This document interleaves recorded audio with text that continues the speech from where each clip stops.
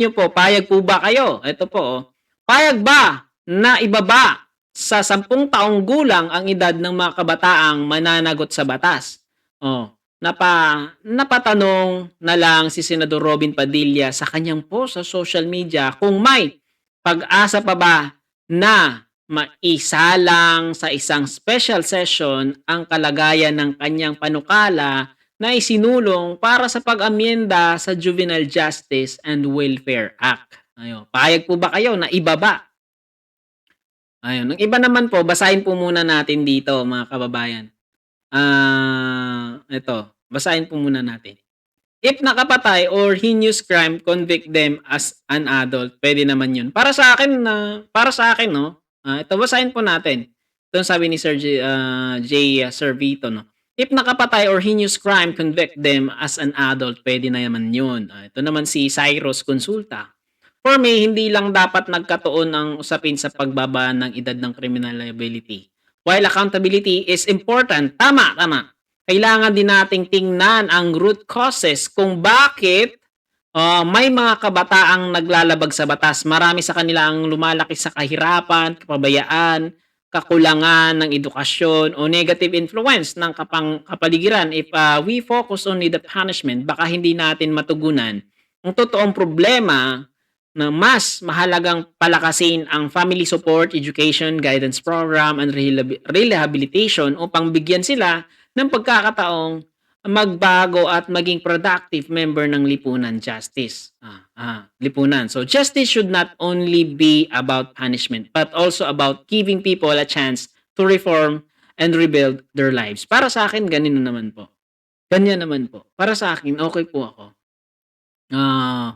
Okay naman po ako na ibaba, pero kailangan susihin po natin muna kung ano ba yung mga backgrounds, kung bakit nagawa nila yan. So kailangan may mga programa tayo diyan 'no, mga kababayan, mga kasubaybay, mga ka-sponsor. Ngayon meron namang ano, yung internet daw ay parang ano, may mga age limit 'no. 'Pag, ikaw ay, hindi pa underage ka pa, parang may limit, parang gagawin po daw nila yon. Ewan ko kung matutupad po yan 'no, sa Facebook kung narinig niyo po yung balita na gano'n.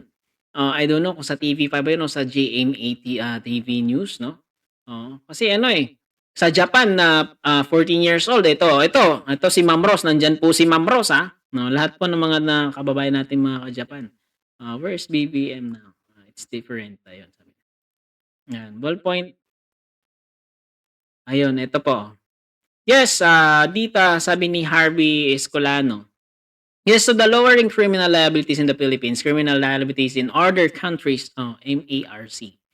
14 years old China, Japan, and May European nations. 12 years old Canada, the Netherlands, and Scotland. 10 years old England and Wales and Australia, which varies by territory. 7 years old India and Myanmar. Oh, grabe oh. Tindi no? Mga kababayan, mga kasubaybay. Ito oh, may mga ano may mga ano sila sa ibang bansa, pababa. Sa India, 7 years old oh. Oh. Basahin natin yung nag-reply. This 100%. Oh, ayan. Oh. Sa Middle East may bitay pa. Ito po, oh. Tingnan niyo sa Japan, 14 years old, sa Canada, Netherlands, Scotland, basta sa Europe, Japan, and China, 14 years old. 10 years old naman sa England, Wales, and Australia, which varies by territory. 7 years old naman sa India and Myanmar. Grabe, no? Pababa ng pababa. Pero sa inyo pa, sang-ayon po ba kayo dun? Para sa akin, sang-ayon ako. Sang-ayon po talaga ako. May punto naman. Pero kailangan din natin i-ano yung background muna kung bakit nagawa ng bata yun, ano. Sa inyo po mga kababayan, ano pong masasabi niyo? Maybe they should just be limited to the social media. Sabi ni Opo, parang gano'n, may balita po na gano'n na gagawin ng Facebook po yun na merong age limit lalo sa mga kabataan na may time limit din yung pagdating ng mga 9 ata. Parang gano'n yung narinig. Ewan ko kung tama ba o mali yung narinig ko na nasa balita po yun. Na parang gagawin ng Facebook o social media na parang may aano ka dun na kung anong edad mo. Parang may requirements po sila. Sa inyo po mga kababayan, mga kasubaybay. Ma'am Rose, tama po ba ang nakasulat po dito? Kasi sa Ma'am Rose nasa Japan po ito. 14 years old, pwede na pong makulong diyan sa Japan, China, and Europe nation. Pinakamasindi dito, yung 7 years old sa India at Myanmar, pwede nang makulong. Ay, sa Middle East nga, eh, 'no, ay, bitay agad, eh, 'pag nagkasala ka, eh, 'no? Anak ng buhay talaga. 'Di ba naalala niyo yung, isang Arabo na pinatay niya, oo, na gano'n si Ma'am Rose, tama po talaga 'yun. Oo. Sa naalala niyo po yung isang ano ba yun, isang media influencer na pinatay ng kanyang pinsan, 'di ba? Kahit anong, areglo ng kanyang, kamag-anak o mga tiyuhin nila, dahil pinatay siya ay, wala talaga, hindi pinagbigyan. Hindi talaga pinagbigyan, pinatay din yung pinsan niya na pumatay sa kanya, 'di ba? Nakakalungkot po talaga mga kababayan yung mga ganyan 'no, mga ganyang kaganapan. Lalo na ngayon 'no, pababa na pababa 9 to 10 years old ay, gano'n. Gano'n yung ano, yung patayan. Wait Hmm, lang tayo, may naghahanap. ayun hello, Ayan, naghahanap. magandang, gabi po sa lahat. Relax muna tayo, si sponsor muna bahala. Ayun po. May nagtatanong dito ballpen, eh, 'no? Ayun ballpoint. Sponsor po ako Ma'am Margie, Mabayad, ayun 'no. Si Mister Sponsor po ako, yun po si ballpoint, oo. Ako muna po yung uupo dito sa kanyang channel. Meron din po akong munting channel, ayun nasa labas ng bahay ako nag-aano, kasi gusto ko yung ambience. Mister Sponsor 1992 po, ayan. Paki-support din po, yun. Ayan na guys, yung mga ano, nakikita din po kayo ni ballpoint don sa monitor po. Nakikita niya naka-monitor din po siya, ayan. Sabi ni Batik. Sir Batik, di ba? Matindi 'no? Naalala niyo po 'yun, balik tayo sa topic 'no, anak ng buhay, pinatay niya yung kanyang pinsan. Wala, hindi talaga nadala sa ano 'yun, areglo. Yun na, sana ganito din sa Pilipinas po 'no. Oh, tulad nung patayan nung ano, nandito po si Ballpoint, nagluluto po ata ng kanyang recipe, wow! Naaamoy ko, eh. 'Di ba po, tingnan niyo 'yan mga kababayan, mga kasubaybay. Pero maganda naman po itong ano ni, Senator Robin, kung maganda rin kung may mga pero kailangan susihin. Baka may advantages and disadvantages tulad ng nangyari kay Bibi Ama, 14 years old siya kinulong. Bakit nakulong man si Bibi Ama, 'di ba ang nagganap nun si ano, si Idol Binoy, wow! 'Di ba po? Alam mo yung nangyari kay Bibi Ama, bakit nagawa niya yon? Bakit pinapatay niya pati mga pulis, 'no? Ni-rape ang kanyang asawa, yung kanyang kinakasama, nabuntis pa, ni-rape ng mga pulis. Yun ang, ano, isa sa kwento ni Bibi Ama, pero 14 years old siya nakulong. 'Di ba kawawa, 14 pa lang yung edad. Mm. Pero ay naku talaga. Kaya ang, mga villain po ay, hindi sila ipinanganak na gano'n sila. Naging gano'n po sila dahil siguro una sa kanilang mga kasama, peer pressure, or sa kakulangan sa guidance sa loob ng bahay o sa loob ng pamilya. Opo, 'di ba? Para sa inyo po, anong masasabi niyo? Payag po ba kayo diyan sa panukala nitong, ano ni Senator Robby na pababain sa 10 taong gulang ng edad ang kabataang mananagot sa batas? Puwede naman, para sa'kin puwede, pero i-separate talaga sila. Separate yung kulungan nila, hindi sila puwedeng ihalo sa mga, may mga edad. Kawawa sila, eh. Lalo na 'pag may mga pangkat-pangkat, kawawa ka dun, bugbog sarado ka dun.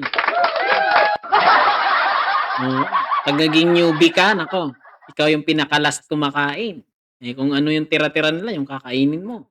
'Pag nakulong talaga, akala nila madali lang makulong, ha? Akala niyo, ha? Ire-razor ang buhok mo dun. Alam nila 'pag baguhan ka, kalbo ka. Totoo po 'yan, patawa lang po tayo dito pero totoo 'yang kaganapan. Kaya lahat 'no, mga kabataan 'no, sa inyong mga parents kung nanonood man kayo, i-guide po ninyo yung inyong mga kabataan para hindi po mapariwara ang kanilang mga buhay. Ayun lang po yung mga advice ko po mga kababayan, mga kasubaybay. Kawawa, eh, kawawa. Una, hindi lang sila kawawa, yung future na.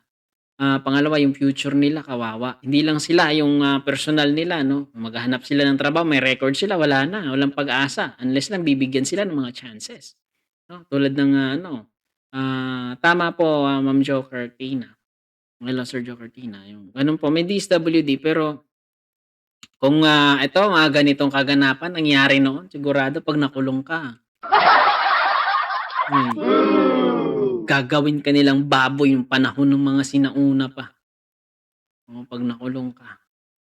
Tindi. Kaya 'yan ang, Bibi-Ama na ano, true story po 'yan. Pero sa pelikula naiiba lang yung ano diyan, context, yung content niya. Pero yung katotohanan mas mapait pa diyan ha, mga kababayan, mga kasubaybay, mas mapait pa.